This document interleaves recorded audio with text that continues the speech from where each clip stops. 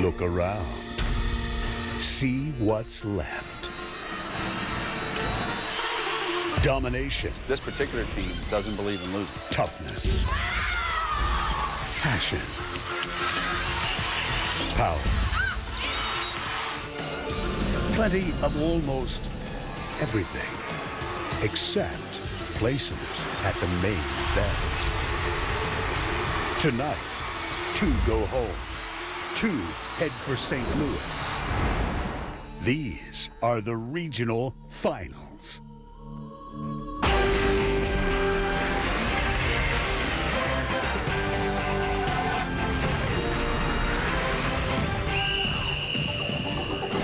The silky smooth form of Maya Moore, one of the many reasons UConn is one step away from back-to-back Final Four appearances as they get set to take on Arizona State in the regional final. Hi, everybody, and welcome into our NCAA women's basketball studios. Trey Wingo here with Carol Lawson and Carolyn Peck. The final 2 teams for the Final Four will be decided tonight.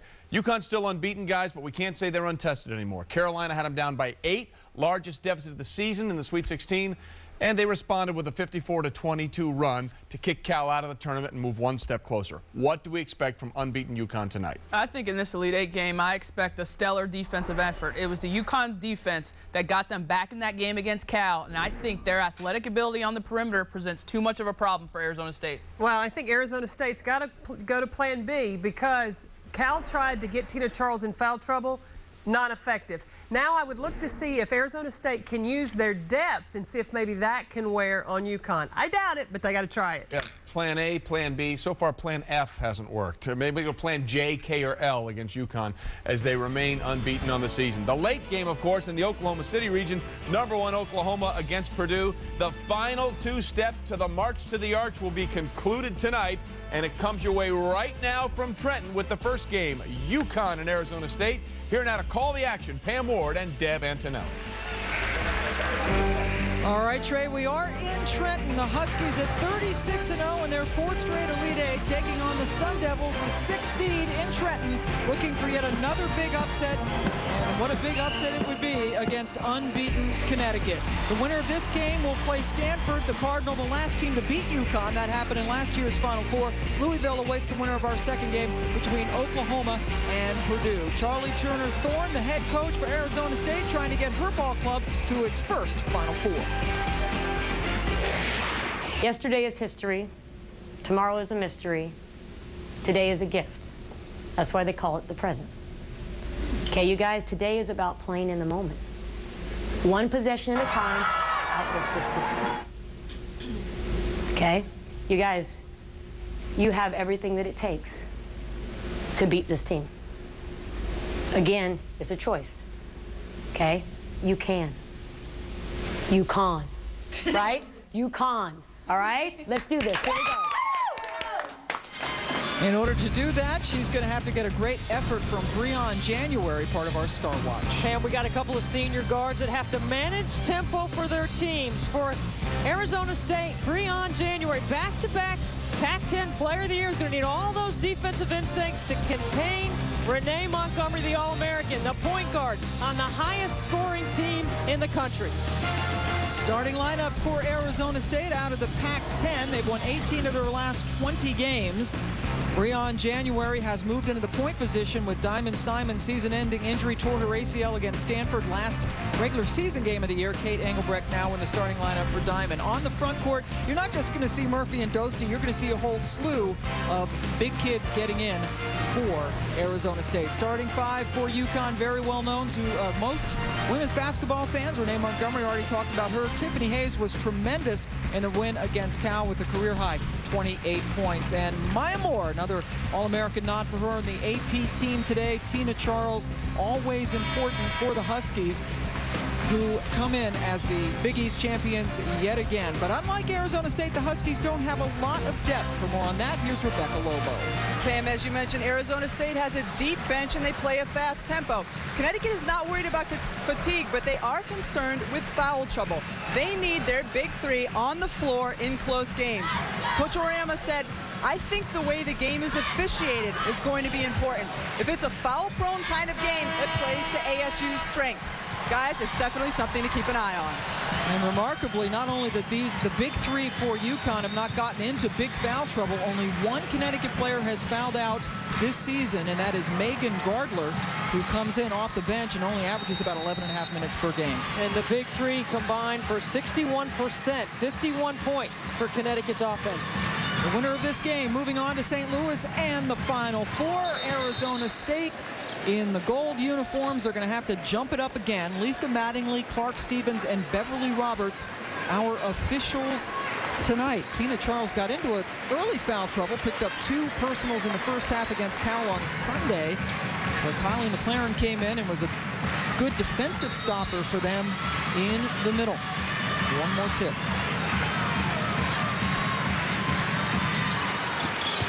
Similar to the first one, but they play on. Breon January, number 20 with the ball. Arizona State, a good motion team as Connecticut will start out in their man-to-man defense. Simon is their leading scorer. She's the one who's hurt, and Sybil Dostie right to the hole. You've got to establish your frontline play for Arizona State. You have to challenge the shot blocker, Tina Charles, on the inside. And we will see mostly man-to-man defense out of Arizona State, Pam. All inside. Dostie knocks it away. First turnover for the Huskies. Orsillo has hit some huge shots for Arizona State. Then Dostie has it rejected by Tina Charles. Oriana has been harping on how important Charles is to his team winning the championship. Maya Moore had a clean path to the bucket because Dostie fell down. What's going to be important for Arizona State's defense is to make Connecticut play in front of them. They can't get beat over the top. They've got to take away some of their transition. Engelbrecht closed quickly on by Helena Green. Orsillo guarded by Hayes. Throws one up off glass and good. And that's exactly what Connecticut wants to make Arizona State do, Pam. Make plays. Don't let them make 5 or 6 passes in their offense. They're one of the best screening teams left in the tournament. Renee Montgomery blew by the 2-time Pac-10 Defensive Player of the Year, January. If it's going to be straight line drives for Connecticut, it's going to be a long night for Arizona State. Right up at 4 early. Shot right from the foul line is good for Murphy. Haley Murphy, a junior out of Phoenix, right next door to Tempe, and Arizona State's on top again. This Arizona State team can score. They scored 84 points on Texas A&M in the Sweet 16. That's 30 points more than A&M gives up on the season. Shot 62% from the floor. Dostie had a block, but Charles cleaned it up twice to get the bucket. And Arizona State will sub in 3 players at the next whistle, and for Charlie Turner-Thorne, that's not a big deal. Here comes the 4th one. She very rarely only puts in 3. That will be part of the cumulative effect. Will they wear down Connecticut's big 5? It's not just the big 3. The 5 starters for Connecticut play most of the minutes. One Achilles heel all year has been their lack of depth, and there you see the 4 players about to come in. Dostie blocked it, and Tina Charles has a couple of putbacks. See, everything Connecticut is scoring is in the paint at the rim right now. Arizona State's got to force them into a jump shooting team. Don't let them get all the way to the painted area.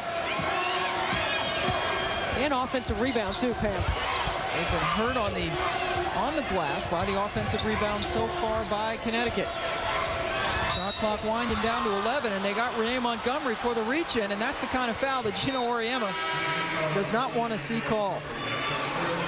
Not that he's thrilled with any call, but that was a reach-in, and here are the 4 substitutions coming in. The last time Connecticut lost to an unranked team, it was Arizona State in December of 2004. That was the last of a home-and-home series. Connecticut won the year before in Stores. Terrific pass by Tobin, but Lacey got blocked and has the presence of mind to set it up again. When Arizona State goes to screen, they better headhunt. They got to make sure that they're not just brushing off screens or rub screens. They've got to take Connecticut out. And with the shot clock winding down, Vanica lost the handle. Renee Montgomery will shoot from there, but had a better option inside with Tina Charles. Great job by Montgomery. If you don't get in her window of vision in transition or on the secondary opportunity, she's going to pick you apart. She leads this team in assists. Averaging over 5 assists per game. UConn's lead is 4.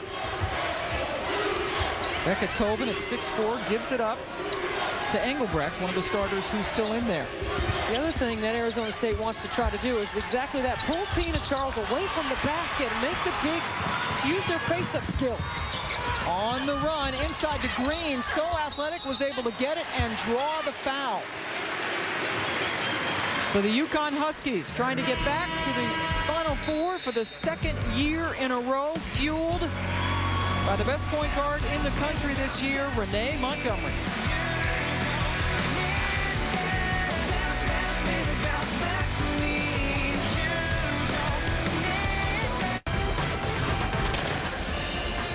Welcome back to Trenton. Some of the history around here, a lot of Revolutionary War history. Trenton, the capital of New Jersey, and was briefly the capital of the United States. And right now it is the capital of Connecticut.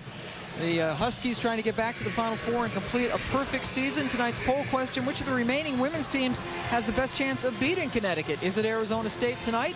Or will it be Louisville, Oklahoma, Purdue, or Stanford? We know Stanford and Louisville are already in the Final Four. Log on to ESPN.com, search Tournament Poll, and make your choice. UConn on a 6-0 run, all of them coming courtesy of Tina Charles. Helena Green heading to the line. She was fouled by Gabby Fage right before the break. Gino Auriemma, 5 national championships, 5-0 in title games. Well, all of Connecticut's points until this free throw were in the paint. Everything is going towards the basket. They've been very successful in their transition game early on. You don't have to have a layup for transition. They've been good in their secondary.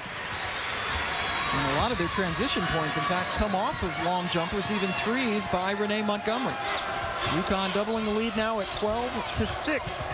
January inside to Tobin, and she was intimidated by Charles and took a step. Let's head over to Rebecca Lobo, who listened in to Arizona State's huddle. Well, Coach Charlie Turner-Thorne not at all happy with her team's defense, addressing those points in the paint. She said, we cannot play another game with no defense. Do not help late and give Charles a one-footer. They are getting excited because they don't think you can play any defense. Her emphasis, Debbie, was do not help late, and then she said, you're also getting killed on the boards. Well, right there, they get the one-on-one. Charles does a great job of reposting inside and using her left. We saw Jana Pell use her left remarkably well in that 46-point effort last night. Stanford with the big win over Iowa State. More than half her shots came with her left hand. When you bury somebody that deep in the rim, you're going to score a lot of layups. Boy, Maya Moore with some good help defense, but it didn't matter.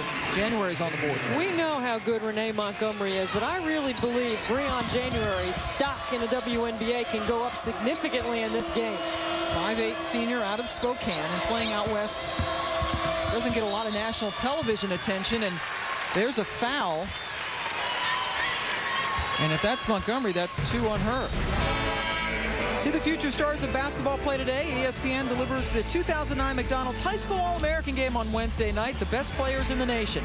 The McDonald's High School All-American game on ESPN. That's coming your way Wednesday at 8 Eastern time. And yes, indeed, that's 2 fouls on Montgomery. Well, here's the problem in that matchup. That is that Breon January is the one player that can make plays off the bounce.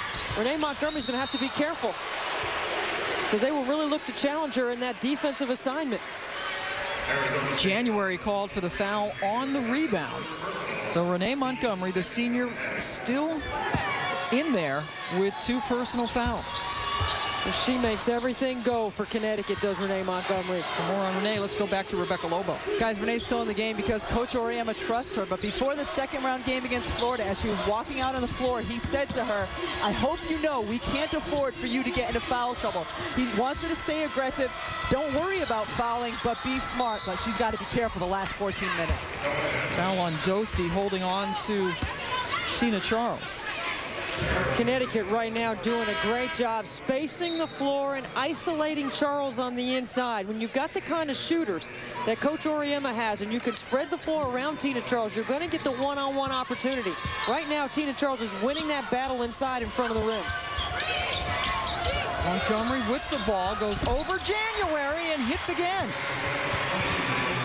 Not only does Gino Auriemma trust Renee Montgomery, The entire team trusts her. She's their leader, and she's been their leader all season. One of the most durable players in the history of Connecticut basketball. 134th straight start, 138th straight start, excuse me, tonight. 146 in her career. January, so quick to the rim, draws the foul, and heads to the line. Well, she can get to that second layer of defense off the bounce so well for Arizona State. Watch right here, Maya Moore. They're trying to switch back. Renee Montgomery trying to get back on her. That's just a great take baseline. Look how explosive Breon January is. Can handle the contact. Keeps her eyes on the rim the entire time while she challenges one of the best shot blockers in Connecticut history. And they get Charles for the foul. January completing the three-point play. She was a huge Sue Bird fan, is a huge Sue Bird fan, and goes to see Seattle play whenever they come in to play the Mercury. Arizona State doing a good job that possession, jamming the backdoor cut. That's all rhythm and read right there by Connecticut. Leads to a turnover. That was a travel against the Huskies. Breon January has scored the last 5 points for Arizona State. See, Renee Montgomery has to get off January defensively. Now Hayes is going to check her. And she's a freshman. January throws one up, and the ball is off the hand of Kaylee Murphy, Huskies ball. When we talked to Gino Auriemma at shoot-around today, he said multiple players will defend Breon January. He included Tiffany Hayes on that list, along with Renee Montgomery, and Maya Moore might get a chance as well. Hayes was terrific with a career-high 28 points against Cal the other day. And now she has it stripped away by Fanica, who walked onto this Sun Devil team. Of course, Lauren Dixon, too, Pam, she comes off the bench. She could get a shot at her as well, Renee Montgomery.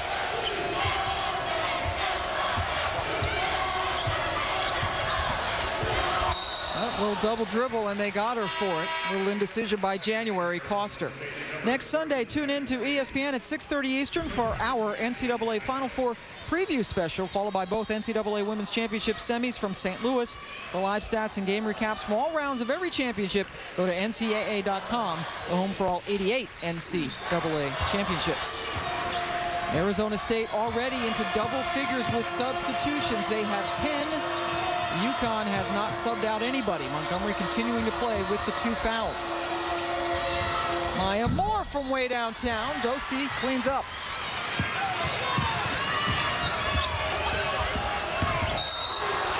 And a foul called against Arizona State as Hayes hits the deck. Kaylee Murphy called for the aggressive screen. Well, you know that Arizona State is looking to head on their screens. Right there, she just completely wipes Tiffany Hayes out. Watch, her knees are outside of her shoulders. That's an illegal screen. Murphy pays for it, being called for the foul. And there's the subs. Arizona State got another one in at the last whistle. Engelbrecht is back on the floor for Arizona State. Now Lauren Dixon comes in, Connecticut's first sub, almost 8 minutes into the game. And she comes in for Hayes, who gets a little talking to from the coach. Well, one thing Connecticut has done very well in this tournament is they haven't turned the basketball over. They're only averaging 10 turnovers in the 3 games that they've played so far. It's pretty good. 5 turnovers so far in this game. January working on Dixon, who was just inserted into the game. She missed everything. And Montgomery was fouled by Engelbrecht on the rebound. Gino Auriemma wanting to get his team back to the Final Four. More than anything, he wants a national championship for Renee Montgomery. His team is up by 5.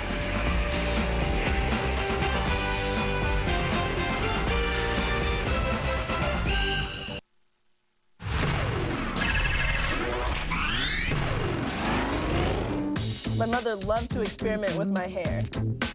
Bad experiment. I started karate lessons when I was 3 years old. I now have my black belt. My basketball career really started in 4th grade, but took off when I finally weighed 100 pounds sophomore year. That is Breon January, the senior out of Spokane. She does indeed have her black belt. Her dad is a 10th degree black belt and teaches I think that's why her footwork's so good on the defensive end. She has terrific balance on both ends of the floor, whether she's defending or whether she's penetrating to the rim. She's a really good athlete. She has told us that her mentality has had to change. She was the 2 guard, and then Diamond Simon, a very talented performer for Arizona State, going out, so her whole approach changes. And Charlie Turner Thorne, their head coach, said that they used to run their entire offense, basically ran through Diamond Simon, so things really had to change for them in a hurry. And without Diamond Simon, their playbook has actually expanded because they don't have 2 playmakers on the floor. They've got to rely on their offensive sets. Ball kicked by January. Rebecca Lobo has more on UConn right now. From that last huddle, Coach Auriemma unhappy with his team's offensive decision-making. He said, we're giving away possessions. Said to Tina Charles, you don't want to get 50? That kid last night wanted to get 50, referencing Jane Appel. And he said, she can't guard you. Do not pass it. Then to the team, that was the worst 4-minute stretch ever. Ever, guys. Well, they're still up by 5. That's the thing. But here you knew Tina Charles was going to get the basketball this possession. 3-second violation.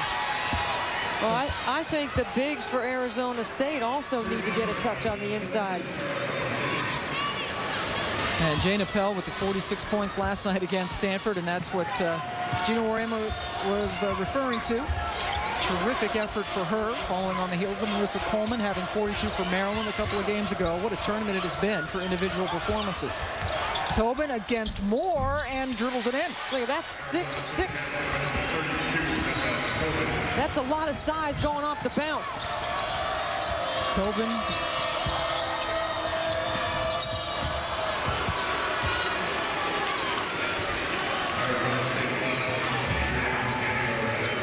Breon January has just been called for her second foul. Well, see, that's the one player for Arizona State that can ill afford any sort of foul trouble. She's going to have to take a seat, but Charlie Turner Thorne will probably have her back in a couple of minutes. She also trusts January. She is like a 40-minute player for them now. She's capable. Montgomery elevates and hits.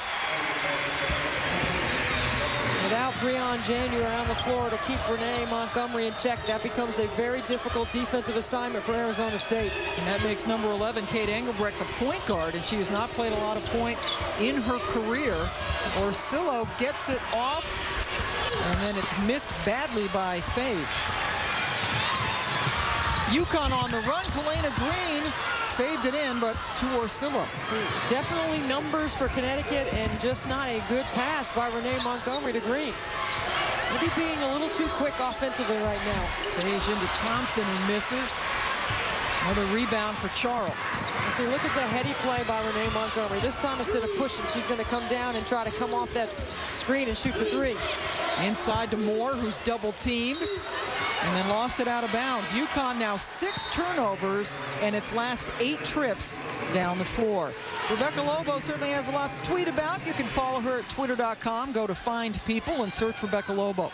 She's providing real-time behind-the-scenes access throughout this women's championship. Check out her daily Twitter posts as well as her blog on ESPN.com. And she is certainly the creme de la creme of Twitterers. Or tweeters. She's the best. That's a foul on Hayes. What's going on over there, Rebecca? How's it going? Well, it's going pretty well over here. I don't know about in some of these huddles. Coach Auriemma, you know, with Renee Montgomery picking up her second foul, he still didn't say anything to her in that last timeout about being smart and picking up a third. So much trust. I wonder if Maya Moore or Tina Charles picks up their second, will they also stay in the game, guys? Maya Moore with only 2 points so far. Tina leading the way with 8. Renee Montgomery has 6. Arizona State has had all sorts of trouble scoring. And their current leading scorer is on the bench. That's January. Dosti, nice play, yes, and the foul. Sybil Dosti, who spent her first 2 years playing for Tennessee, went back closer to home to play for the Sun Devils. And this is when Arizona State has an advantage on the interior with Connecticut in their small lineup. Maya Moore at the 4 position. Watch the interior dish right there, and Dosti keeps her eyes up, finishes with contact to get to the free throw line. So Dosti going to the line. She was a terrific student Graduated in May of last year with a 4.05 GPA. If you're over 4, that means you're getting A's in ridiculous subjects. A turnover gives the ball right back to Arizona State as Moore went out of bounds. And Lisa Mattingly felt like Maya Moore lost her balance. Gina Auriemma felt she was pushed. January back in, pops and hits right away. What a momentum swing for Arizona State, quickly off the inbounds. And Arizona State is only down by 1 to the Huskies.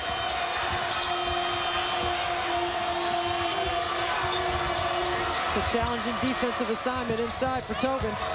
Montgomery saved another would-be turnover. Hayes has not scored yet tonight. She's the player who put up 28 the other day against Cal. Good pass, Moore to Charles, who missed the lay-in. Some good ball movement. Maya Moore said something to Tina back. Some encouraging words down the court. January goes right at Dixon and missed everything. Well, she rejects the stagger up top and tries to go one-on-one. Good defense by Dixon. Montgomery, who can go down the court with the greatest of ease. And January gets up limping, and because she was falling out of bounds, she couldn't get up and get in front of Renee Montgomery to contest that layup. Now, January sprained her right ankle against Florida State in the second round game, had to wear a boot on it. And as Debbie mentioned, she certainly is the player they can least afford to lose. But she appears to be all right, just going out for a sub right now. Well, she's been wearing that boot when she's not been on the floor with her shoes laced up.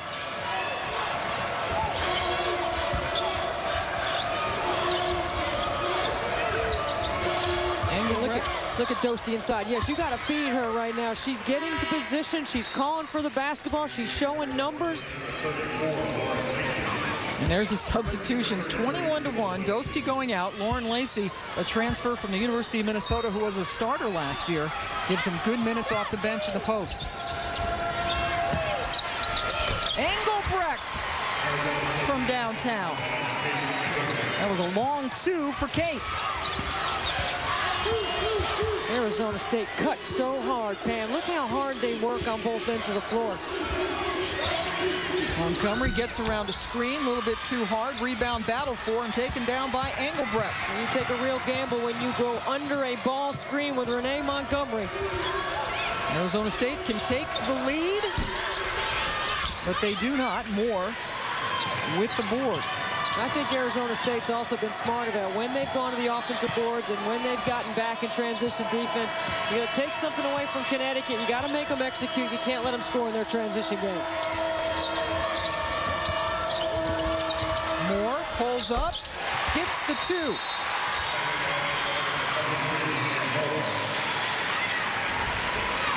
They're going to make sure that it was a 2. It was signaled as a 2, and they will take a timeout.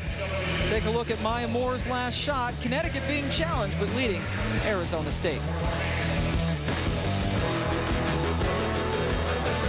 SportsCenter right now, I'm Trey Wingo. John Calipari has accepted an offer to become the next head basketball coach at the University of Kentucky. Andy Katz of ESPN has reported that contract to be in the neighborhood of 8 years, $35 million. Also, Tyreek Evans, freshman of the year, according to FoxSports.com, is also leaving. Gary Sheffield, released by the Detroit Tigers, 1 home run shy of 500.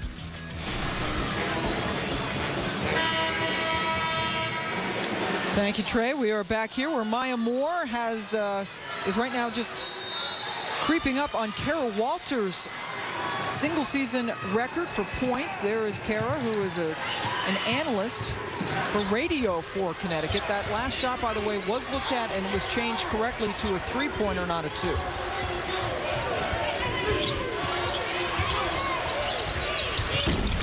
Long shot misfired by Orsillo. Here come the Huskies.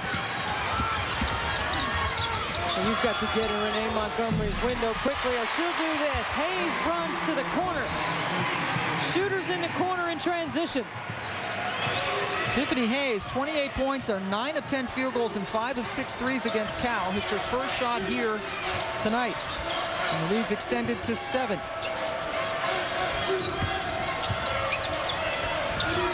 Orsillo can't hang on to it, but Lacey picks it up. goes right after Charles and puts it in. Yeah, I think the interior players for Arizona State have got to make themselves more available on the inside. Continue to work hard, run the floor hard, post up hard. Continue to set screens, and that will help them get open on the inside. You got to challenge Tina Charles to pull her away from the rim, make her move her feet laterally. She's too good at protecting inside. Yep, clogs it up. Charlie Turner-Thorne telling us at shoot-around how difficult it is for anybody to score on the interior against Connecticut, and that she wanted to make them run, make them move around, like Deb mentioned. Montgomery working against January. Talent on talent. Oh, she goes right by her again. And is called for the charge. That's 3 on Renee Montgomery. Boy, this is a very difficult scenario for Connecticut. Watch Montgomery. Makes a great move right here to the basket. Wow. Now watch where the defender is defensively. She's almost in the basket. Doesn't matter, there's no cylinder like in the NBA. Rosillo coming over to draw an incredibly important third foul on Montgomery. UConn up 5, a strongly partisan crowd in favor of the Huskies. Charles heads to the line. That's going to be a foul on January. 3 on her, if that's the case. Well, we were billing this as a fantastic point guard matchup, and both senior point guards and their respective leaders have 3 fouls. And January has to be smarter than that. It's one thing that Gino Auriemma has preached: give up the 2 to save the foul, concede the basket, and that would have been a smarter play for January, who's a terrific defensive player. Again, the 2-time Pac-10 Defensive Player of the Year. She's on the bench with 3 fouls. Renee Montgomery on the bench with 3 fouls for the Huskies. Let's go back to Rebecca Lobo. Well, guys, before the game, we said Connecticut was concerned with foul trouble. Coach Auriemma been interested to see who the officials were going to be leading up to this game, and he's really upset on the side. But when Renee Montgomery came out of the game, he just looked at her and said, "It's okay, you're going to be okay." Then he went back, lost his mind, continued yelling. Gino being Gino. Lacey right to the hoop again.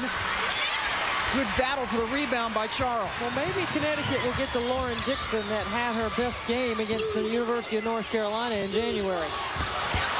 That was an ambitious pass by Charles.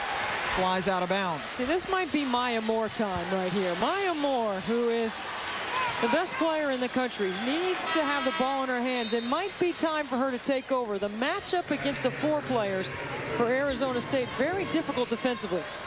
ESPN, your NBA destination Wednesday night. Yao Ming, Ron Artest, and the Rockets face a tough road test against Shaq and the Suns. The NBA on ESPN. Also, ESPN360.com, Wednesday at 10 Eastern Time. UConn has made 11 field goals and has 11 turnovers. Very uncharacteristic. And we are indeed waiting for Maya Moore to have perhaps like a Jane Appel, Marissa Coleman kind of night in the tournament. And this would be, as you said, the night to do it with Renee Montgomery in foul trouble. Well, great curl off the screen by Rosillo. Look at the spacing by Arizona State. They get a great look. Charles got the Engelbrecht miss. 7 boards for Tina. Lauren Dixon now running the point from Montgomery, gives it up. It's a great job by Faye in the passing lane. That pass was too close. There's no angle there to deliver that. Now 12 turnovers for UConn. 11 made shots from the floor. Phage, the Aussie, guarded by Kalena Green, gives it up to Lacey. Arizona State needs to start hitting those shots. They're getting some good looks, but not putting them in. This is where I believe Maya Moore is going to excel. She's got to get the basketball in her hands. That's why Gino Auriemma is holding Lauren Dixon up. He wants to see who's guarding Moore. Becca Tobin is guarding Moore, but Dixon takes it right to the basket herself. And Dixon started 4 games when Caroline Doty got hurt back in January, 4 straight games, and has been sent back to come off the bench ever since. Rosillo has range from out there. She hesitated and decided to take it to the glass and put it in and fouled.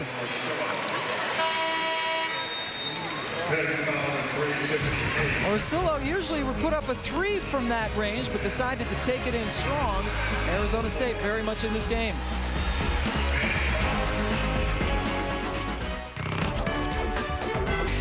Trey Wingo here in our studios with Carol Lawson and Carolyn Peck. What's going on? It's a 6-point game. How is UConn in this trouble? Well, UConn's been awful in the first half offensively. Too many turnovers. And I think they've been on first, Carolyn. It's not been too much of Arizona State's pressure. But they've been able to rebound, literally rebound from their mistakes. Because they lead plus 14 in the rebound category, that's why this game is still, they've got the lead. Yeah, it's 12 turnovers so far in the first half. Keep in mind, UConn hasn't trailed at the half all season long. Let's go back to Pam and Deb and Trent. Thank you, Trey. They only average, UConn does 13.6 turnovers per game. They already have a dozen, and they lead Arizona State by 6. Let's revisit the poll question tonight on ESPN.com. We asked you, which of the remaining women's teams has the best chance of beating Connecticut, beginning with Arizona State, their opponent tonight. A lot of folks have logged on, and Oklahoma is the leader. Stanford is second at 26%. Oh, 95% of you think this game's already over. They have no faith in the Sun Devils. Right. Oh, Oklahoma. Boy, you got to have certain tools to be able to challenge Connecticut. I would vote for Stanford. What do you think? Interesting. Well, the way Jane Appel played makes everybody every coach want to stay up late at night trying to figure out how to solve that. Stanford's spacing is so good in their triangle offense. They spread the floor around Jane Appel. They've got enough shooters to do that have that kind of spacing. Remember, Stanford's the last team to beat Connecticut. That was in the national semifinals last year. Hayes with the miss. Kylie McLaren, who just checked in, got the rebound. Let's go back to Rebecca Lobo.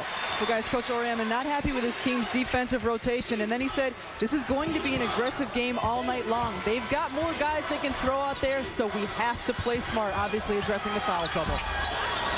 McLaren missing badly. Dostie has it. I like Connecticut going to their big lineup right here so that they can try to get something going on the inside with Tina Charles and Kylie McLaren, but I also am still looking for Maya Moore.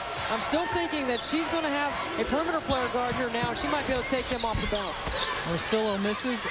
Charles gets the rebound. The rebounding right now is, well, that's 9 for Charles, but they're out rebounding them 21-5. 22-5. Nope. A foul called against Arizona State. Look at the rebounding. That is just unbelievable. And Arizona State still is only down 5. So Maya Moore heads to the free throw line on Danielle Orsillo's first foul of the game. Shooting 1-1. UConn in the bonus. She is 2 points away from tying Kara Walters' all-time single-season scoring record for the Huskies. Walters had 694 points in 1996. Now she's a point away. Are there any records left at Connecticut for Maya Moore to break? She still has 2 more years, too. Yeah. So I think she'll be all over. And there's Kara. She rode over with us to the arena tonight. We had the tallest people in town in that. That's right. In the car. Maya Moore has tied Walters. Walters, boy, if Rebecca's 6'4", Walters is 6'5"-ish. I think she might go a little bit taller than that. 6'7"? 6'7". Oh my goodness. That's tall. Zone defense by Connecticut. January continues to be on the bench for the Sun Devils. That's a big zone, too, Pam. Long and athletic out on the perimeter. Oh, terrific pass, but blown. Murphy had a great look with about 2 seconds left on the shot clock and couldn't put it home. See, and without Renee Montgomery on the floor, the transition game is not as fast, and Arizona State sending more people to the offensive glass. Moore, step back, hits the 3. She's not tied with Walters anymore. Timeout, Arizona State. Moore into double figures, and the most prolific single-season scoring in Connecticut history. 11-point lead is the largest, and Kara's figuring if somebody's going to break your record, who better than Maya Moore? Might as well be number 2-3. Look at the step back right there. That's why I like the matchup with her going back to the 3 position when she gets a player on her that's going to have to contend with her 3-point shooting range and her ability to get to the rim. The new school record for Maya Moore, now 1 point more than Kara Walters had in 1996. The NCAA Women's Basketball Championship continues on ESPN tonight with a great matchup from Oklahoma City at 9 Eastern. Right after us, Purdue, a 6th seed, faces top seed Oklahoma with a trip to the Final Four on the line. ESPN, the exclusive home of the Women's NCAA Championship. You think Purdue can beat them? I think I'm going with Oklahoma in that matchup. I just think that Danielle Robinson is such a key performer, and Whitney Hand played great the other night. And then, of course, you got Courtney Paris. So you start with Paris at the top of your scout. I think Whitney Hand's the most important player on that team right now. Is Engelbrecht answers with a long 2. Not only does Arizona State set good screens, but they understand how to use screens. They're so good at running their defense off screens. And that stopped a 14-5 UConn run.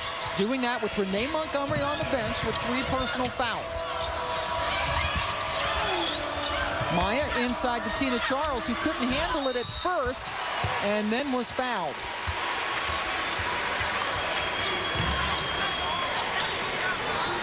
Trying to get Tina Charles reestablished on the inside. Pass inside by Maya Moore. She collects, and then you see the foul from behind by Sybil Dostie. That's the second on Dostie. If you're Arizona State, Pam, you can't foul the shooter. You know, they fouled the shooter a couple of times. You don't want to put Connecticut to the free throw line, where they're a very good free throw shooting team. Only had 3 points in the game against Cal in the first half because she had to sit at the 14-minute mark because she picked up 2 personal fouls. Kylie McLaren came in and played really well. Charles almost did a double-double with 10 points and 9 boards. Back to the man-to-man defense. Gino Raymond mixes it up a little bit.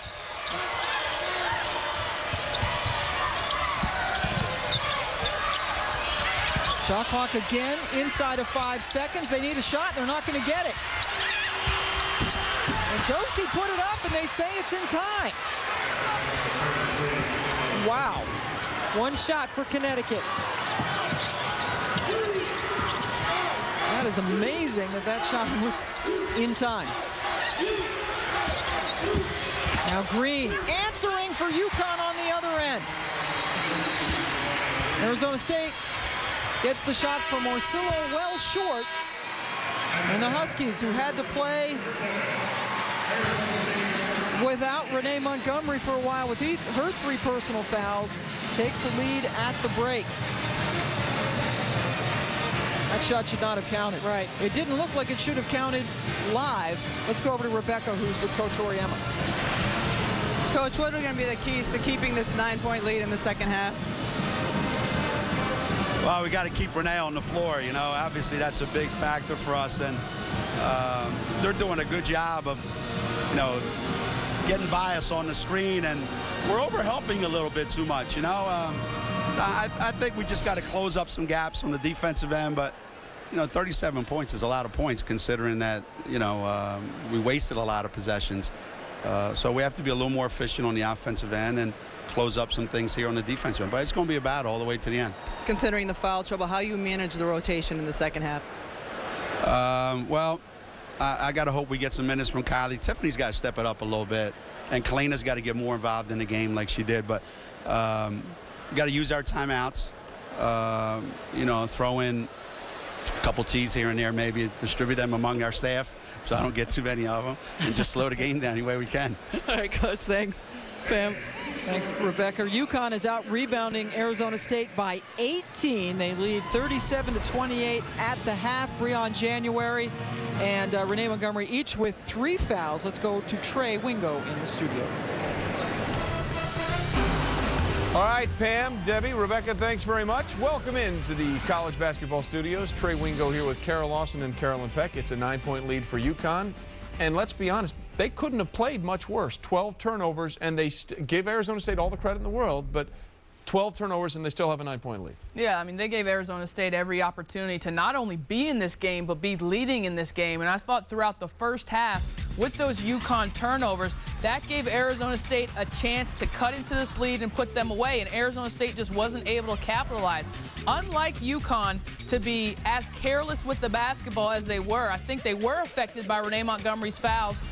not getting her having the ball in her hands and not being able to get into the offense as quickly as Gino Auriemma would have liked. Carolyn, which foul situation is more troubling? 3 for Renee Montgomery for UConn or 3 for Breon January in Arizona State? Well, I think 3 for Breon January because she really makes it happen for Arizona State. I'm sure Coach Charlie Turner-Thorne is talking about in the locker room those turnovers that they have forced of Connecticut. They've not been able to convert on the offensive end. They need to be a little bit more patient, spread the floor, and take advantage of the size that they have inside. You got Renee Montgomery in foul trouble, try to go after Tina Charles. Maybe if you take both of them out of the game. That may be plan C, what people need to do going up against UConn. Sybil Dostie has been a presence so far in this game for Charlie Turner-Thorne. Hey, don't forget, after this game is done, got another one for you, the Oklahoma City regional final. Purdue trying to knock off top-seeded Oklahoma at home. We'll hear from Sooners head coach Sherry Cole when the halftime show continues.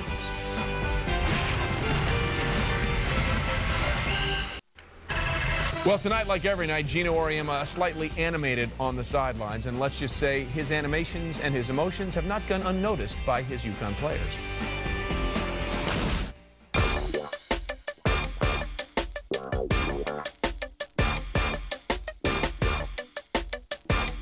He walks through with his swag. He walking in like he owns the place. I looked it up in the dictionary, and yes, Ginoism is an actual word. I don't understand why we practice for 45 minutes on drop-step layup, drop-step layup. We have the only post players in America that don't like contact. When he's on the bench and he just can't believe he did something wrong, and he just starts combing his hair and doing things like this, so he just can't believe it. When I'm sitting down and he's watching something just happened in the game, and he'll look over at CD and be like, CD, is this what you teach them in practice? Are you serious? I can't teach the post. I just can't do it. Are you serious? He always talks about the post players being so slow. So we'll mess up on defense, and he'll always have to come out and reenact it. Probably for 30 seconds until we finally get the point, but what he doesn't understand is that we get it from the first time. When he's picking on me, he's trying to emphasize how I need to handle the ball a little bit better. So, you know, I'll be making a play, and then he'll stop everything and be like, oh, there goes the train wreck again, dribbling through the lane. And I'm thinking, you know, Coach, that's really not how I dribble, but I get your point. And I think I'll remember that forever. That's just Coach. That's Coach. And remember, Coach has the last word. He sat there, and he just took a beating and took a beating and took a beating, and finally said, "You ain't so bad! You ain't so bad!" Okay? Is that how you guys feel right now? Because you just played like poop. Okay? Do you see? They ain't so bad. Right? Start playing. Okay? Let's talk about defense first. We're way too soft. First time I think I've heard poop said on our air. 37-28 is the score. Charlie Turner-Thorne's Arizona State Sun Devils trailing #1 and unbeaten UConn. The winner of this game moves on to the Final Four to take on Stanford. What do you think about the coach? Well, I think she's pretty excited. I think she'd like to lace them up herself. She's really asking her team to step up their defensive effort, that they might be able to take down mighty Connecticut if they can just do a few detail things. When you talk about some of the detail things, Pam, on the offensive end, setting and using screens. Now watch, Murphy's going to set an on-ball screen for January. He's going to do a great job running Montgomery into the screen. Then watch how Connecticut is going to try to stop her ability to turn the corner. And all Murphy's going to do is, because Moore helps so much, she's going to pick and pop and knock down a jumper. Great job using the screen. Now here comes Engelbrecht off the stagger up top. Good job using the screen and finding a way to get open. Hayes is going to go underneath all this action. Engelbrecht's going to pull up and stick the jump shot. That was tonight's Home Depot coaching adjustments. How do you challenge UConn? Well, you've got to be able to score in the paint, defend the post. They're getting killed on the glass. The go-to player is January. She only played 10 minutes in the first half. Arizona State can't win without January. 0 for 7 outside the three-point line is not going to help your spacing, and Charlie Turner-Thorne maybe gave her team the confidence that they might need for another 20 minutes. There's Breon January, only playing 10 minutes in the first half with the 3 fouls. Renee Montgomery was only on the court for 14 minutes for Connecticut because of her 3 fouls. She had 8 points. Connecticut has chewed them up on the boards. Maya Moore over Orsillo. I like the call to get Moore going. Orsillo gives up a couple of inches in that matchup. Moore can go to the block and score. We've already seen her three-point ability. Moore earlier in this game became UConn's all-time leading scorer for a single season. She has her eye on the greater prize in St. Louis. January, now guarded by Moore, steps around her, fires and hits the three. The first three of the game for Arizona State. Nice crossover on Maya Moore. Arizona State averages over 5 threes per game. Green misses, tried to tip it up, and it's off Dostie, so the ball stays with the Huskies. Maya Moore, 3 for 6 in the first half, Pam. She did have 10 points, but I don't think 6 field goal attempts is enough for the All-American. And I think Gina Orem trying to fix that in the second half. And a basket for Montgomery. She's into double figures, and it's a 10-point lead. Montgomery and January both with 3 first-half fouls. Let's see if they both can stay on the floor. 2 seniors.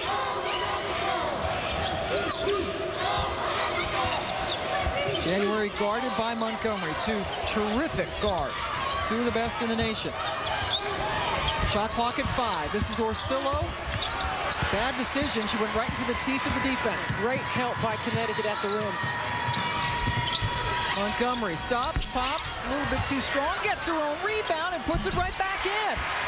That's got to be inexcusable if you're Charlie Turner-Thorne. Yeah, part of the reason why Connecticut is the highest scoring team in the country is because Renee Montgomery's all about the push and transition.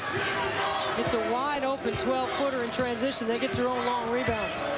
First in the nation in scoring and scoring margins, second in scoring defense. Dominated the entire season. Orsillo with the floater. A much better decision by Danielle. You got to stay within your skill set right now if you're Arizona State. She had 15 points in only 23 minutes in the win against Texas A&M, a convincing win on Sunday. Moore right to the hoop and a charge on Maya. That is 2 on the superstar sophomore. How about Breon January with 3 personal fouls, the back-to-back Pac-10 Defensive Player of the Year. She's going to step in right here and draw this charge on the All-American. Very calculated risk by January. Dostie was in there as well. 2 personals on Moore, leading her team in scoring and rebounding. Just about 5 or 6 other categories. January showing some flash, couldn't get it home, but Tobin comes away with it. I'm telling you, there is a great measure of her quickness and her explosiveness with the basketball against Connecticut right now. Makes it look so easy. Engelbrecht gets it blocked by Green, but Fanica has it. Thought about the 3, but then thought better. Shot clock at 10. Lacey, nice step around Moore, but couldn't get it to follow. Double-double for Tina Charles. All the Arizona State post players can pick and pop. They all have a face-up game. They can handle, they can pass, and they can go off the bounce. One of UConn's problems in the first half was throwing the ball away. They just did it on that possession. Updating our Star Watch, concentrating on the 2 talented guards, both of them with 3 fouls, but contributing in other ways. Well, they both are the leaders of their respective teams. They're both set the tone on the defensive end. Engelbrecht with the miss. Here come the Huskies, loving to run, get it in Montgomery's hands. Charles posting up hard against Tobin. She wanted her from the get-go, but couldn't bring it home. In the first half, Tina Charles had more rebounds than the entire Arizona State team. They've got to get better on that margin. They're getting hammered on the glass. Charles with her 11th double-double of the season, 36th of her career. She's only a junior. Shot clock at 6. Tobin up against Charles. Nowhere to go. Fanica went in there. And Tobin scored. Lead is 8. Maya Moore makes it 11. Kind of run out of superlatives when you take a look at Maya Moore.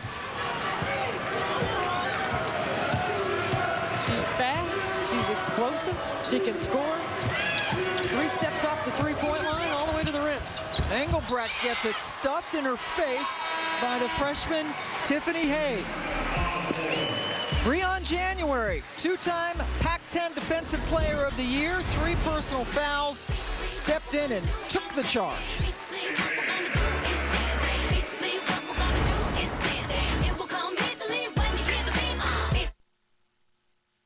Tina Charles is the key to us winning a national championship.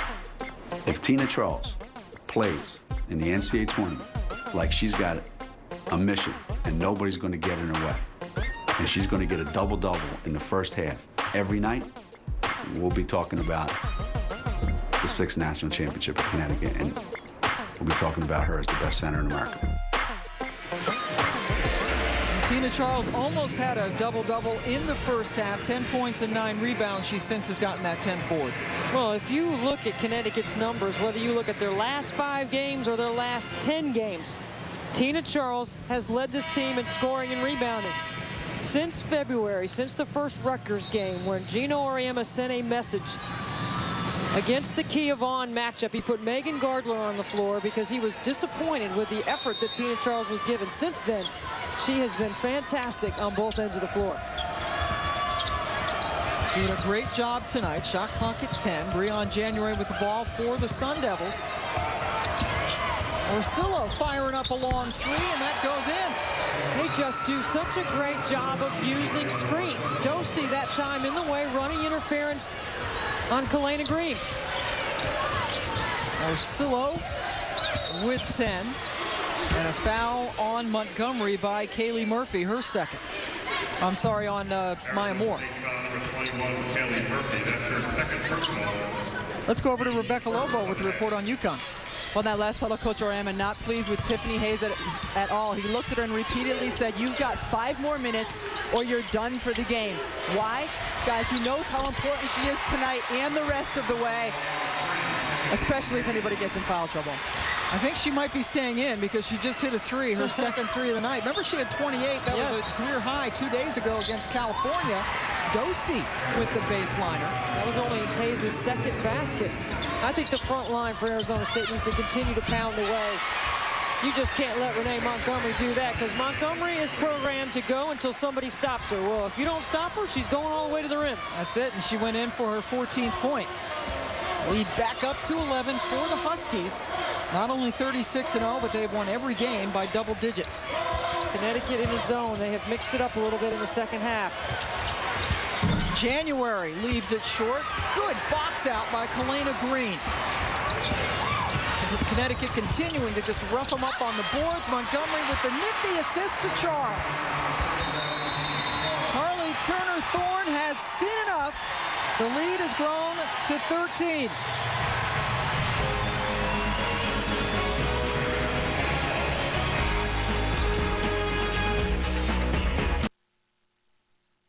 I think Coach put it a really great way. He said, you know, he likes to say a lot, you know, that I have the potential to be the best player in the country and Renee is the MVP of our team, you know, and it is true. You know, she's our point guard, our leader. When she's confident and upbeat like her usual self, we feed off of that. We're confident and upbeat. And, you know, off the court, you know, she's just one of a kind. Well, Renee Montgomery, when she gets out in transition and you don't take her window away, she's going to make you pay. She pushes. This is the highest scoring offensive team in the country. She can get to the rim herself or she can make a play for somebody else. Either way, Connecticut is going to run the floor hard and wide. Renee Montgomery playing terrific basketball, the best point guard in the country. We both agree on that point. Yes, we do. And leading this team, averaging over 84 points per game, best in the nation for any team. And Arizona State trails by its largest deficit of the night. That's 13. Arizona State confused about Connecticut's defense right here. January. Well, they got a little bit of a mix-up. Charles and Hayes collided. That gave January a window of opportunity to shoot. The ball goes to the Huskies. Well, see, that's a good job right there by Hayes, going to Charles and saying, hey, we're not switching on that. You're just supposed to hedge a little bit, slow her down, and then let me recover. The big three for Connecticut, Maya Moore, Tina Charles, and Renee Montgomery have 41 points tonight. They only had 40 total in the win against Cal on Sunday. In January, back on Montgomery. Green, good rebound, going up and get it. They continue to crush Arizona State on the boards. Charles inside, nothing doing. Lacey gets a rare Sun Devil rebound. Well, she works so hard for position, and then she doesn't finish the shot on balance. UConn has 16 missed shots and 10 offensive rebounds. A badly needed 3 by the Aussie, Gabby Fage. After not scoring a 3 in the first half, they've got 3 in the second.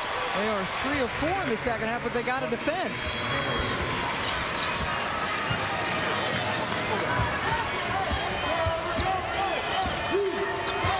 May Montgomery was 16. January hard to the hole. Lacey got the miss. I thought she over-penetrated that time. She came off that stagger and had an open 12-footer. Lacey challenging Charles and winning that challenge. That is a great play by Lacey. That's what you want. Pull Tina Charles away from the rim. Make her guard on the perimeter. All the bigs for Arizona State can go off the bounce. Watch Lacey's going to catch it at the top of the key. Watch her's going to pump fake, going to get Charles trying to move her feet. And then a little under move, up and under move. Terrific job by Lacey to go hard to the rim. Lacey played really well against Texas A&M the other day. 14 points, 7 of 8 from the floor, and only 17 minutes.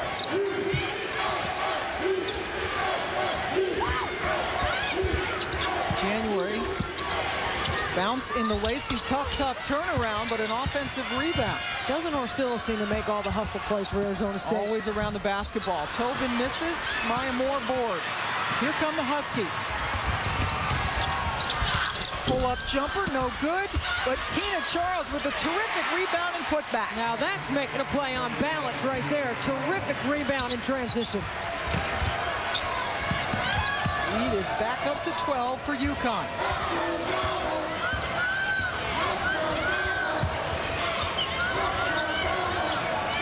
Orsillo left alone for an instant and hits another 3. Well, she's tough. She's just a tough competitor, is Danielle Orsillo. Battled knee injuries. Such a competitive kid. Plays in constant pain because of the left knee. Hit a huge 3 against Florida State in the second round to get him into the Sweet 16. Green knifes through everybody. See, and that's what Kalana Green can do. On the reversal, she gets the ISO on Orsillo and takes it strong to the paint. Connecticut continuing to shoot very well. 59% from the floor for this game. January gives it up to Fanica, and they're starting to rain 3s. Could get him back in this. But they have to stop Connecticut on the other end. They counter once again. Uh-oh. You don't want to trade 3s for 3s right here.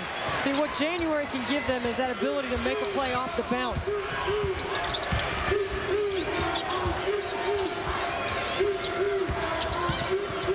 Tobin picked up her dribble in a little bit of trouble. January tried to bail her out, and January was fouled from behind. So a lot of emotion in the building tonight. Both of these teams trying to get to the Final Four. Arizona State has never been to the Final Four.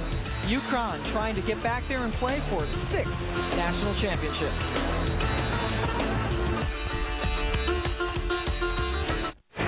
SportsCenter right now, I'm Trey Wingo. Andy Katz got a text from John Calipari that said simply, I am accepting the UK job. Go Big Blue. 8 years, $35 million to make that move. National Freshman of the Year at Memphis, Tyreek Evans, says, if coach leaves, I'm leaving for the NBA. That, according to FoxSports.com. And Gary Sheffield released by the Tigers, 1 homer shy of 500. SportsCenter after the next regional final. Let's go back to Pam and Debbie. Thanks, Trey. Where UConn is leading, we invite you to see the future stars of basketball today. ESPN delivers the 2009 McDonald's High School All-American basketball game Wednesday night. Check it out at 8 Eastern Time. We join you from Trenton. The winner of this game moves on to St. Louis and the Final Four to take on Stanford. Stanford beat Arizona State both times they played this year during the regular season in that very tough Pac-10. Orsillo can't get that one to go.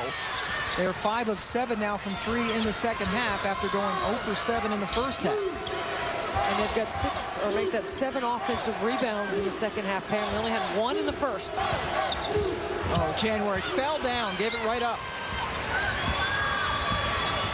Lauren Dixon in the game, gives it up to Maya Moore, who promptly deposits it.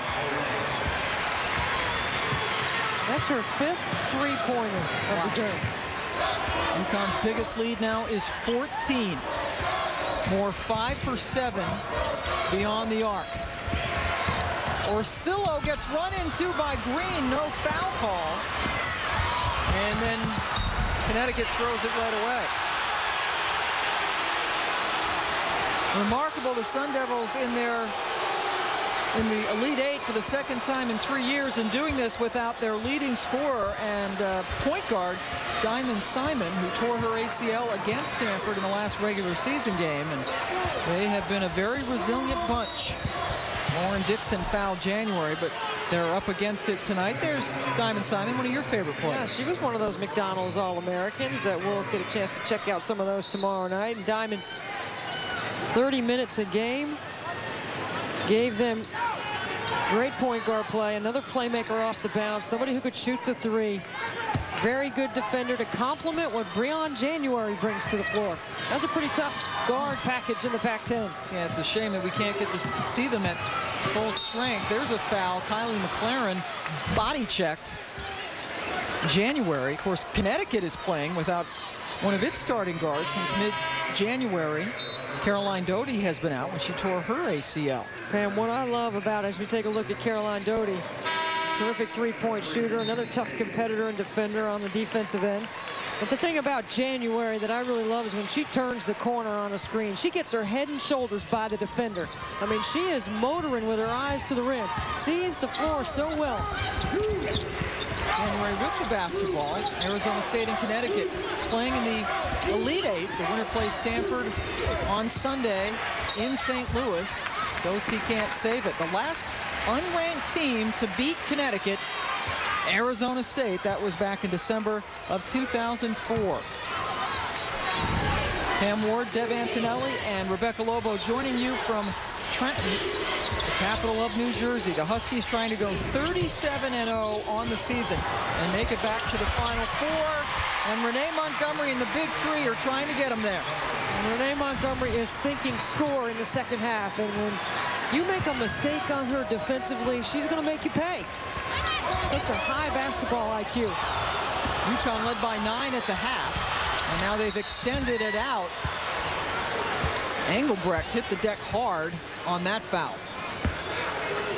If you're Arizona State, the way you run your system, because they are a systematic team, they rely on cuts, angles, screens. You got to hit open shots. Watch Maya go out. Maya Moore try to get the steal. She and January got tangled up a little bit. I thought January was going to give us a split right there. Moore is flexing her knees, standing on out by the free throw lane. Engelbrecht hit the first free throw. We saw Maya tweak that knee a little bit in the Big East championship game. And she said that it just caught a little bit. Actually, that was in Stores in the first or second round. Done so many UConn games here, but Maya says she's healthy, and she is just a tremendous player who goes 100% all the time. And a chunky 15-point lead for the Huskies.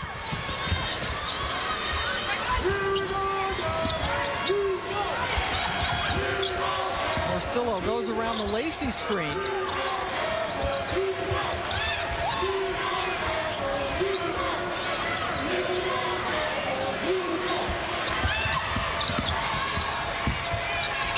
Good defense by UConn to close on the long-range shooters. Shot clock at 5. Tobin drives and hits. That's a great play right there. Great spacing, poise in their offensive set. Now Renee Montgomery pulls it out for UConn. Oh, nice pass. Charles to Maya. That's a great dive to the hoop. Gets inside the defense, straight to the room.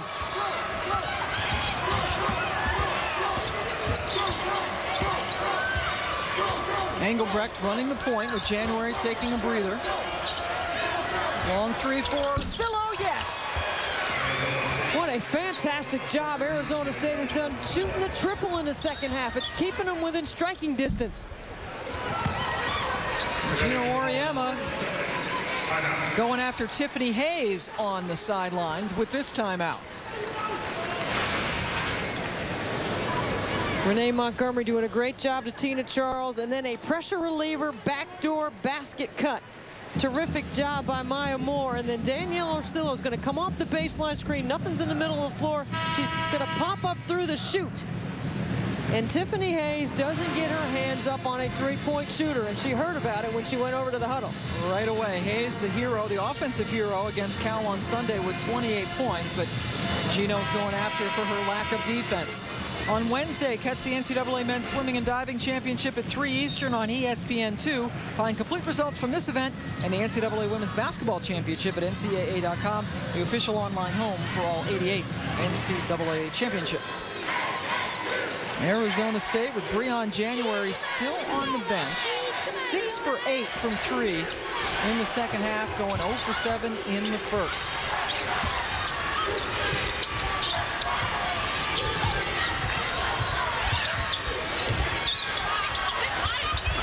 Oh, Maya Moore missed everything. You don't see her fire up too many air balls. Arizona State trying to chip into this big lead.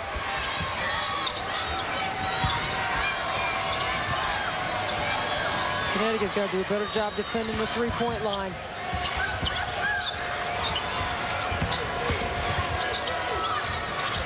Tobin working against Moore. Shot clock at 5. Phage back to Tobin. Charles came over terrifically to close and force the shot. That's a great defensive stance by UConn. Montgomery.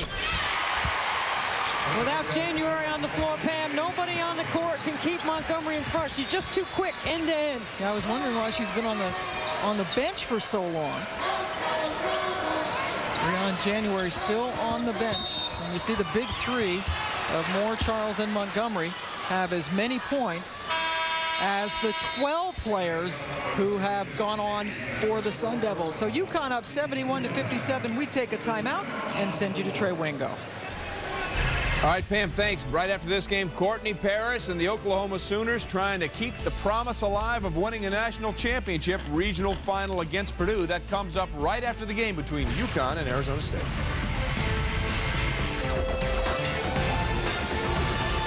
Welcome back. If you want a good meal in Trenton, you know where you want to go. Amici Milano. Great Italian food, so we hear, in Trenton, New Jersey. This is what we are dealing with right now. Louisville with the upset win over Maryland last night awaits the winner of our second game tonight, Oklahoma and Purdue. The winner of this game takes on the Stanford Cardinals. Stanford, the last team to beat Connecticut. That was in the Final Four in Tampa last year. One of the things about Oklahoma, Pam, that makes me think they're going to win that game is their improved guard play through the course of the season. Jerry Cole has done a terrific job recruiting players like Whitney Hand and Danielle Robinson to complement the strength and power that Courtney Paris brings block to block on the inside. They can dictate with their defense a little bit, and it has changed the way they play on the defensive end. Helena Green just fouled Breon January.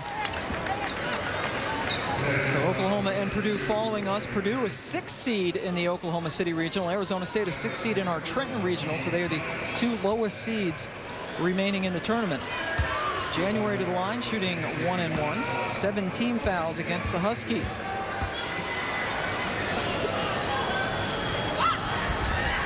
January, terrific free throw shooter at around 83% for the season. The all-time assist leader for Arizona State. This could be her final game, the senior out of Spokane. Back-to-back defensive player of the year in the Pac-10. She's going to try to guard Renee Montgomery and try to deny her the basketball right here. Montgomery with 20 points. 10 of 13 from the floor. Connecticut is 62% from the floor as a team tonight. 62%. Moore heads to the free throw line to shoot 2. Connecticut's cadence offensively in the second half has been much sharper. They're just working harder on the offensive end. Their spacing has been great. Their cuts through the lane. Their movement without the basketball. Everything with a purpose in the second half.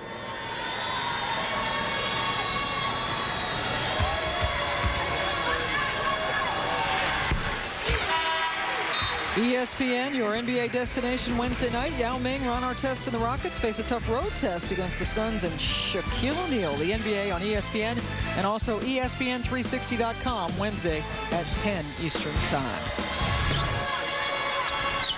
Maya Moore 4 for 4 from the line tonight.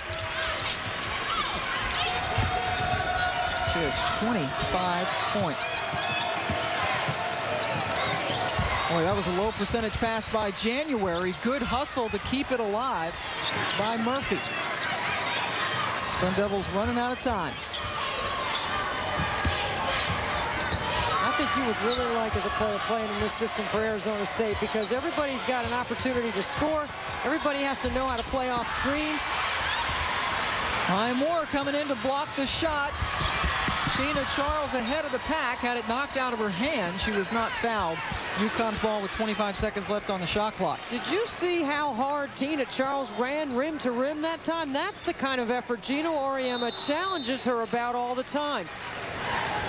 Timeout taken by Arizona State. Anytime you're a big that can run ahead of the basketball, you're going to get rewarded in transition. The outlet to Montgomery, who does a great job of finding Charles. Good hustle by January to get back and get the deflection. Gino was talking to us at shoot-around today about a play, and Tina Charles was commenting on it. She said, well, Coach, I was on the other end of the floor. I wasn't part of that play, and that was his point. She needed to run hard to get down to the other end of the floor to keep up with the other guy's post player. And she's been really good tonight, though. Well, she's been fantastic because she's been rewarded for her effort on both ends of the floor. She's been able to fill up the stat sheet on the right side. She's boarded it. She's been able to block shots. She's been able to score points on the inside. That's a great feed and a repost on the interior, and she's able to go to her left. She's going to need her left hand, because if they advance to play Stanford, Jane Appel has the best left for a center and is the best passing center in the country. Foul against Connecticut. So Arizona State gets to shoot 3 throws. Tina has 14 points, 11 boards, and 3 assists tonight.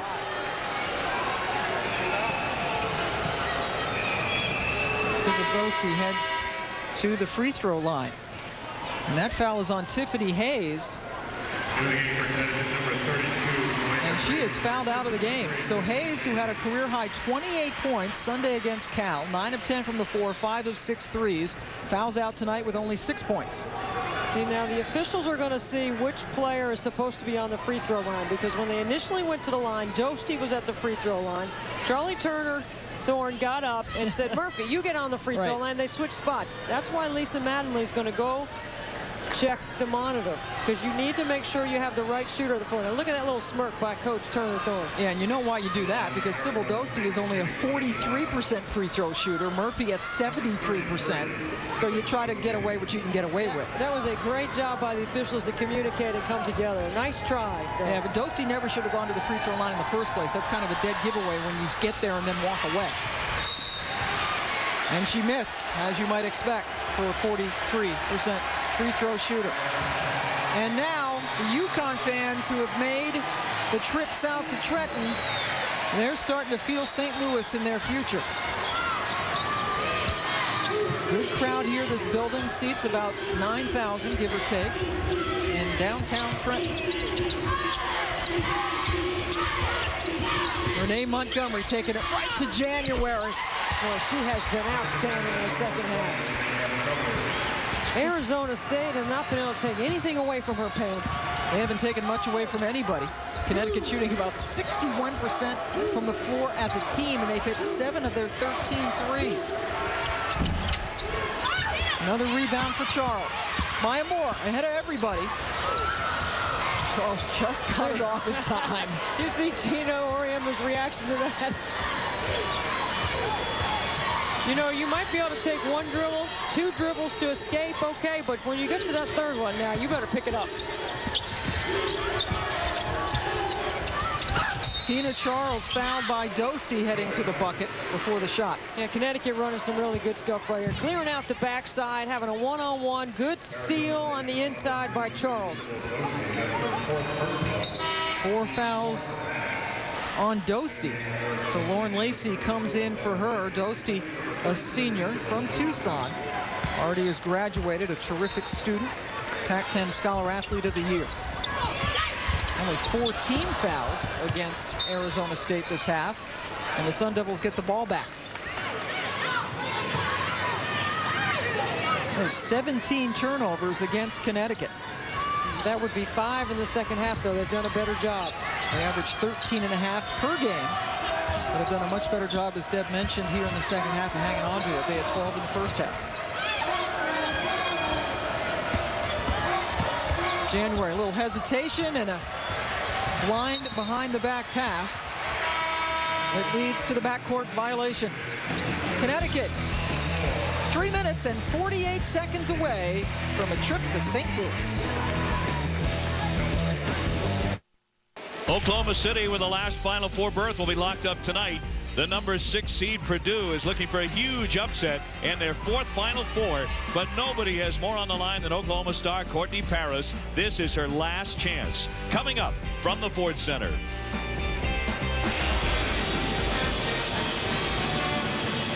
Thank you, Dave O'Brien. We look forward to that game. Rebecca Lobo has been tweeting quite a bit. You can follow her at twitter.com. Go to Find People, search Rebecca Lobo. She is providing real-time behind-the-scenes access throughout this women's championship. She's going on to the Final Four this week as well. Check out her daily Twitter posts as well as her blog on ESPN.com. And Rebecca, what words of wisdom have you been imparting on the people? Well, right now I'm just starting to look ahead at the matchup between Connecticut and Stanford, the potential matchup against the team that ended their season last year, and the battle of the bigs, you know, the different styles between Tina Charles and Jane Appel. Appel so just impressive last night, the way she posts up, the way she passes out of that triangle offense. And then also for Connecticut's guards, they haven't faced the backcourt with the size that Stanford has all season. What kind of problems can that pose for Connecticut this coming weekend? I think spacing is going to be the issue for Connecticut, because not only do they have that size, Rebecca, they've got tremendous three-point shooting surrounding Jane Appel. Kayla Peterson's one of the more versatile players in the country. She can stretch you all the way to the three-point line now. Tina Charles with 16 points. The big three for Connecticut have 63 points, so they have outscored the 12 players for Arizona State. Plus, the last 2 times Stanford has played Connecticut, they've won. They had Candace Wiggins last year, but boy, they are terrific this year. Lacey fires away from 3. That's one of the big kids who can shoot for them. She's got three-point range, Lacey. That's her 11th 3 of the season, or the entire year. UConn still with a healthy 77-62 lead. Moore picked up her dribble, gets it into Charles. Misses the turnaround badly, but a good hustle play by Kalena Green. Shot clock did not reset. Renee Montgomery traveled. Ball got caught on her hip a little bit, and she went to the court. Stanford losing their point guard, J.J. Holmes, early in the season to an ACL, and they've performed a lot better than some people thought they were when you lose your point guard, and they are back in the Final Four. Well, they've made the right adjustments, certainly the triangle offense with the personnel that Tara Vanderveer has on the floor. And Jeanette Poland's development at the point, and Tara Vanderveer deciding that they're going with her outside to run at 6'1". That's a big point guard.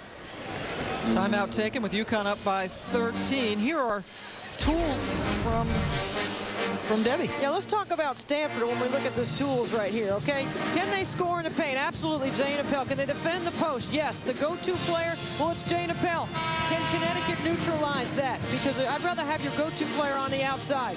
Guard play, it's big, and it can shoot. Can they space the floor? Well, obviously they can with their triangle offense, with their three-point shooting ability. And do they have the belief that they can beat Connecticut? The answer to that is a big yes by Tara Vanderveer's team. They do believe that they can beat Connecticut. Tara Vanderveer was Charlie Turner Thorne's coach at Stanford. And when Arizona State had that big win against Texas A&M, 84-69 the other day, Tara was texted her, and they've been in contact, and Tara said she was screaming in her hotel room, that she was not exactly endearing herself to the people around her room, but she was so excited that her former player and fellow Pac-10 team did so well. And the Connecticut fans and Connecticut team and coaching staff was happy for Jeff Walls in Louisville just the same. Here we go with that very impressive win over Maryland to make the Cardinals' first trip to the Final Four. Louisville will play the winner of Oklahoma-Purdue. See the future stars of basketball today as ESPN delivers the 2009 McDonald's High School All-American Game Wednesday night. Check it out, 8 Eastern Time. The best players in the land in high school. Renee Montgomery with a nifty assist to Green. I don't think there's anything that Renee Montgomery can't do offensively on the floor. I mean, she's certainly a good three-point shooter in transition. She's unselfish. Passes the basketball. Is very good on the defensive end. The only thing missing on her impressive resume is a national championship, and they are one big step closer to that tonight. Stanford is next for the Huskies. Renee Montgomery got in foul trouble last year in that Stanford matchup. Something that Rebecca Lobo had been pointing to early in this game, and we saw the foul trouble come to play. With 3 in the first half, she only played 14 minutes. Could not pick up another foul. That's great work by Green on the offensive glass. They have just decimated Arizona State on the boards. They've out-rebounded them 43-18. That's ridiculous. Now, if you line up Stanford and Connecticut on the baseline and you have a race, Connecticut's going to win that race, Pam. That's the kind of game they're going to try to play. Stanford's going to want to slow it down. Tina Charles with the block, and the Husky fans standing in unison.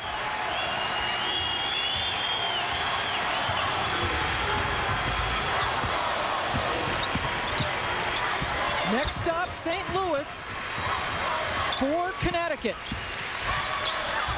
Renee Montgomery trying to get that elusive national championship.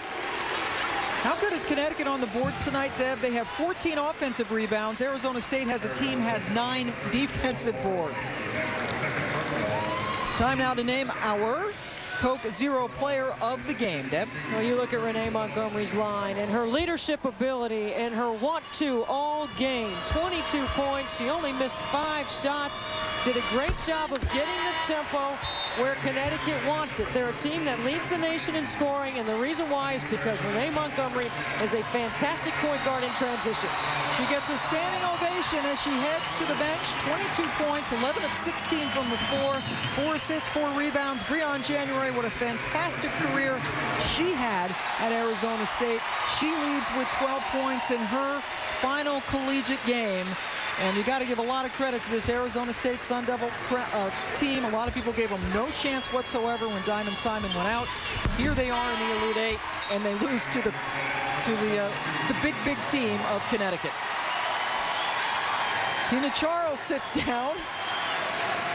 Gino still has some things to say to her. She didn't get a hug when she left the floor yet. You noticed that, huh? Yes, Renee got a hug.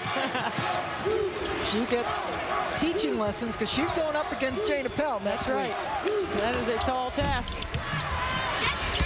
What a game that will be. Sunday, the Final Four on ESPN.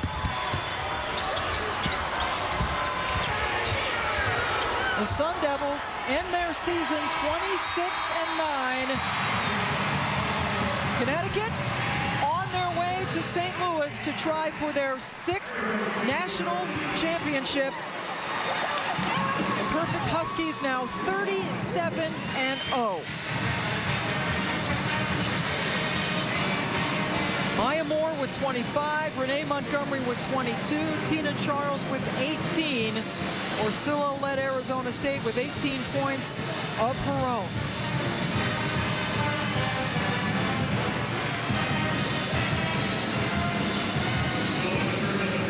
Renee Montgomery, the terrific senior out of West Virginia. Gino Auriemma so emotional when he's talked about her, how he really wants to get her a national championship, and they are now 2 wins away from that. Connecticut on Sunday plays Stanford on ESPN. Stanford coming out of the Berkeley Regional with a big win over Iowa State yesterday. Jane Appel with 46 points. Louisville awaits the winner of our second game. Purdue at Oklahoma. That comes your way at the top of the hour. Let's head over to Rebecca Lobo. Coach, even with Renee Montgomery in foul trouble at the half, you still seem really loose. How has this team stayed so dominant throughout this season? I don't know that we look so dominant there for the first 30 minutes of the game, whatever. But, you know, we have a lot of players that can play. and they're not all role players, obviously, and they're not afraid to take over a little more responsibility when somebody's in foul trouble or somebody's not playing well. So you knew Renee was going to play the way she played today after she was really disappointed the other night. But I can't say enough about this group. I mean, there's something special about them. You know, you played on one of those teams, and it's a great feeling. The last time Renee was in foul trouble was your last loss against Stanford last year. What are your thoughts on that matchup?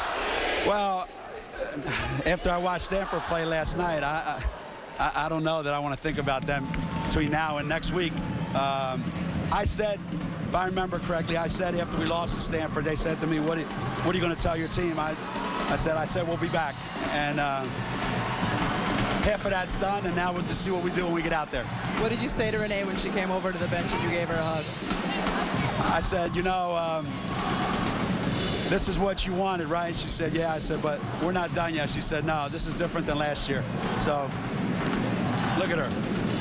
Thanks, Coach.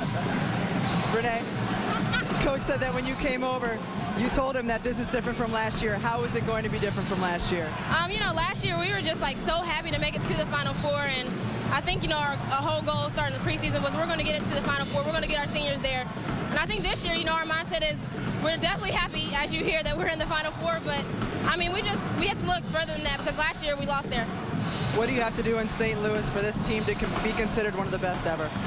I don't know. I guess just keep playing. I don't try to think about that. I just want to win a national championship. All right. Congratulations, Renee. Thank you. Bam.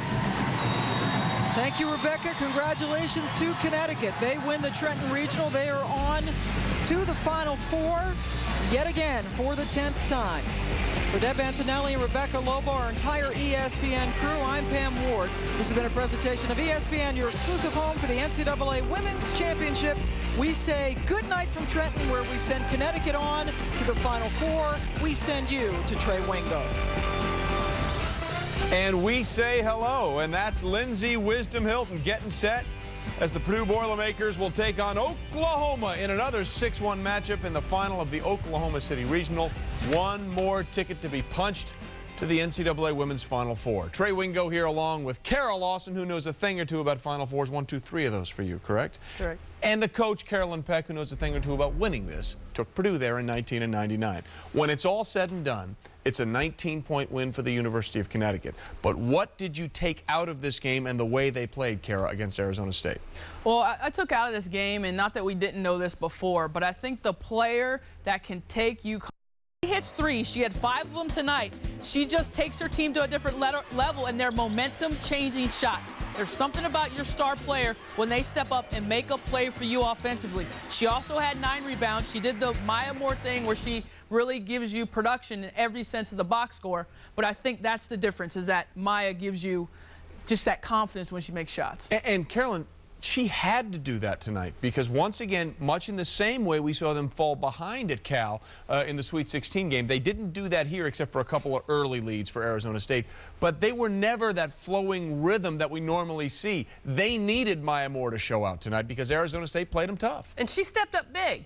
The thing that Maya Moore could do was when Arizona State would make a basket, maybe try to cut into their 12-point, 15-point lead, Maya Moore would come down with the answer. You know, it was Doris Burke who named Angel McCaultrey buckets.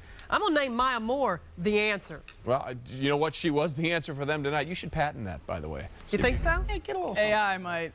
Maybe. Yeah, he might have he's AI now. See, it's moved on. See, Okay. It's a whole different thing. And we move on by moving back because it sets up a rather delectable semifinal game in St. Louis.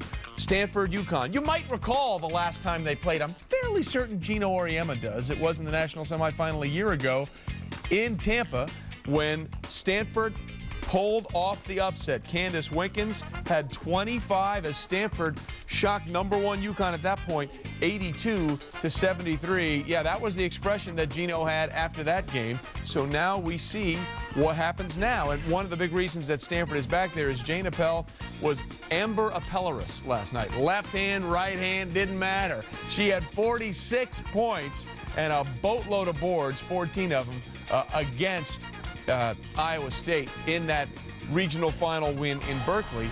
And here it is, 16. She had 16. Iowa State had 14. And now this is important to note. This is when Jane was in the game. Jane had 46 points, third most in NCAA tournament history. Iowa State as a team when Jane was in the game had only 43 points. So what about this matchup again? Is Jane Appel the key for Stanford? What's the key for UConn here? Well, I think the key for UConn is to exploit their advantage, which I think they have on the perimeter. Certainly Stanford has the depth on the interior, but where I would look for UConn to take advantage is Jeanette Poland just switched to the point guard position for Stanford late in the season, bringing pressure and forcing them to defend Renee Montgomery and Maya Moore on the perimeter and attacking, trying to get penetration. Well, I think Gino picks up from where he fell a little bit short last year, and that was with the press. That was the one area Stanford struggled with. If you don't let Stanford have the full shot clock to really execute and pick you apart when they run that triangle offense, you got an opportunity. UConn saw that in the semifinals. I would look for that this year in the semis. How much do you think Gino Auriemma is thinking about that game a year ago right now? What happened a year ago in the semifinals, that they're presented with that same situation and a chance to take down the team that was the last team to take them down? Tremendous motivation for this UConn team. Absolutely, I think it is. Motivation, it's burned his tail all off season. Yeah. I guarantee that's all he's thought about. Yeah, tremendous motivation. The chance that they get to see this team in the exact same situation again. And also for the players, not just Gino Auriemma. Talk about Renee Montgomery, who's a senior and has an opportunity to get redemption against the Stanford team. I think they'll be very motivated.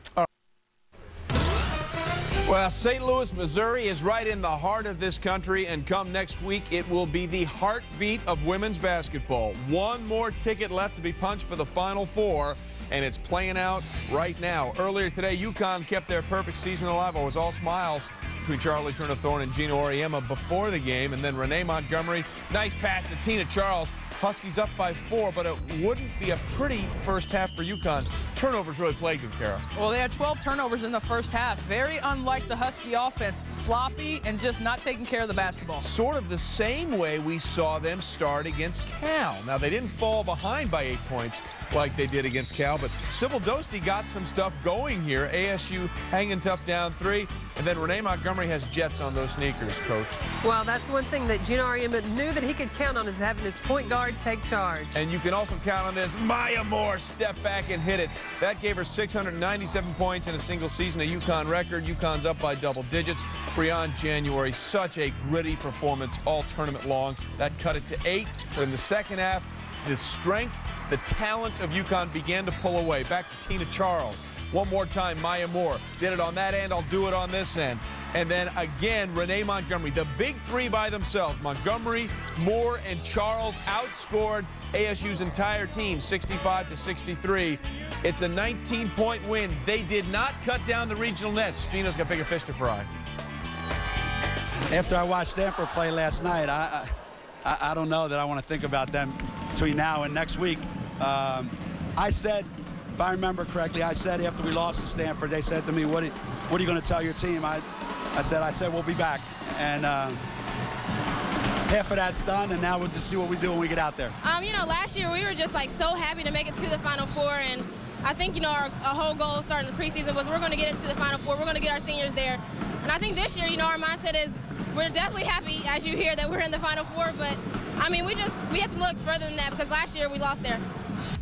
Well, they are back, and they are back unblemished. UConn now the 6th team to reach the Final Four without a single loss. Only Louisiana Tech in 1989 and 90 was unable to complete the perfect season. That team lost to Auburn, which also happened to be the team that topped them in the previous Final Four. Now, that sounds like a little bit of deja video, ladies and gentlemen, because it was a year ago in the national semifinal that Stanford, a 2 seed, took on UConn, a 1 seed, and thanks to a big night from Candace Wiggins, despite early success from Maya Moore, the Cardinal took down Gino Auriemma and company. The final on that night in Tampa, 82-73. So Stanford ended the dream a year ago, but now we have the rematch set once again in a national semifinal. A big reason why is Jane Appel. Jane Appel was an absolute beast for the Cardinal against Iowa State in the Berkeley Regional Final. 46 points, 3rd most points in NCAA tournament history. She also had 16 rebounds,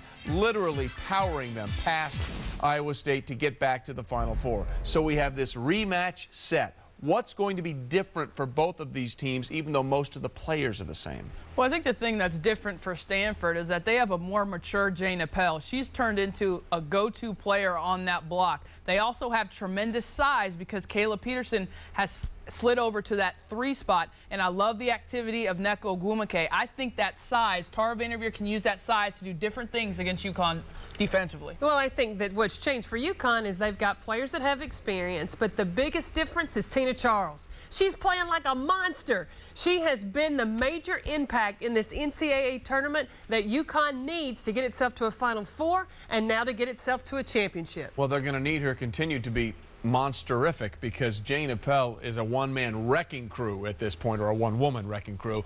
Either way, they have so much talent in the post, as Kara was saying. All right.